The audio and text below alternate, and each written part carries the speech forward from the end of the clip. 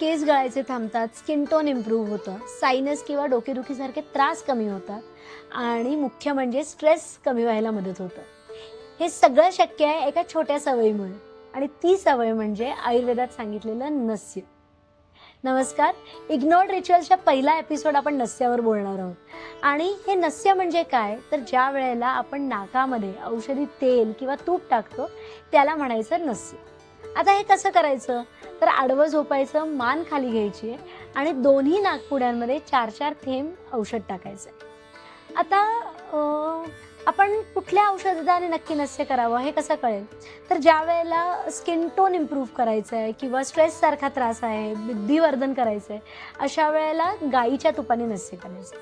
Acidity, पित्ताचा त्रास असेल, बाहेर खूप ऊन लागलं असेल, अशा वेळेला दूध साखरेने नस्य करायचं. ज्या वेळेला केस खूप गळतात किंवा केस खूप लवकर पांढरे होतात, तर अशा वेळेला तुम्ही तिळतेलाने नस्य करा.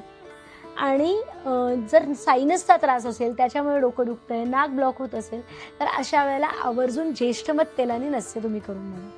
तर हे नस्य नियमितपणे 21 दिवस करा.